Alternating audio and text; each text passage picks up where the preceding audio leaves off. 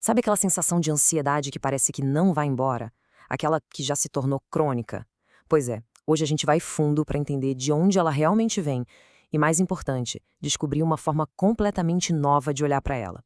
A gente vai ver por que aquela tática de tentar controlar quase sempre só piora as coisas e como uma simples mudança de perspectiva pode ser de verdade libertadora. Vamos nessa?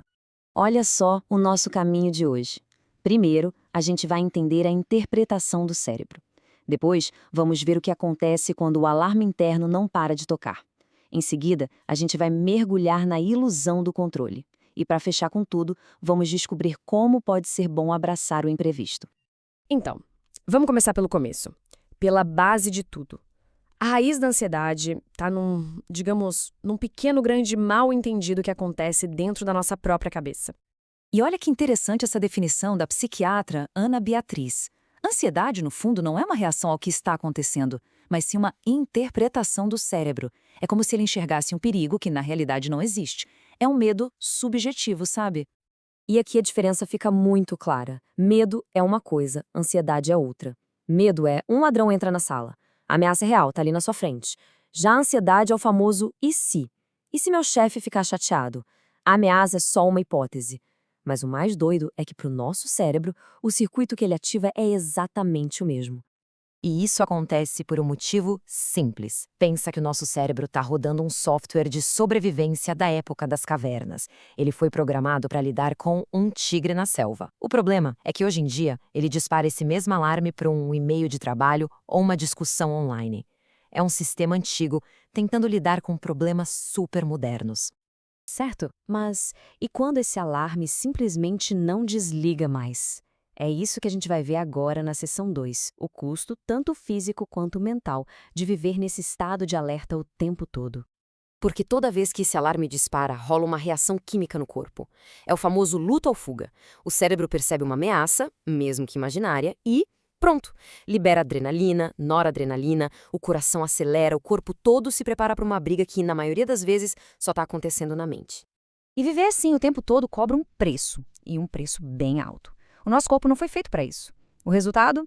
A imunidade cai, os níveis de cortisol, o hormônio do estresse, vão lá para cima, e aí começam a aparecer problemas bem reais, como infecções repetidas e até doenças físicas. E na mente? Bom, um dos sinais mais claros de que a coisa ficou crônica é o surgimento dos tais pensamentos intrusivos. Sabe aqueles pensamentos negativos, repetitivos, que simplesmente invadem a cabeça sem serem convidados? Pois é, eles são um sinal de alerta de que os níveis de ansiedade estão bem altos. Tem uma analogia perfeita para isso. A ansiedade crônica é como um copo. Ele não enche de uma vez. Ele vai enchendo aos pouquinhos, gota a gota, com o estresse do dia a dia, as preocupações. Os pensamentos intrusivos, eles são o exato momento em que esse copo finalmente transborda. E isso nos traz para o ponto mais surpreendente de todos, que é a ilusão do controle.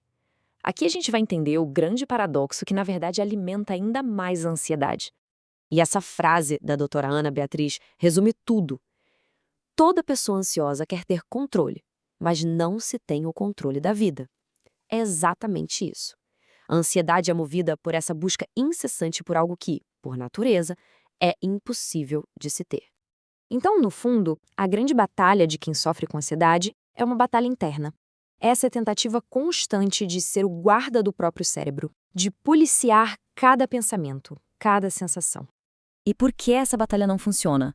É o clássico exemplo do elefante rosa. Se eu disser, não pense num elefante rosa, qual é a primeira coisa que vem à mente? Pois é. Quanto mais a gente tenta lutar contra um pensamento, mais força ele ganha. É uma regra do nosso cérebro. E é importante entender, essa luta não é uma falha pessoal, é uma tentativa de lutar contra as regras do jogo da vida. É impossível controlar o futuro ou até o próximo pensamento, e lutar contra isso só gera mais e mais ansiedade. Tá bom, então, se lutar não funciona, qual é a saída?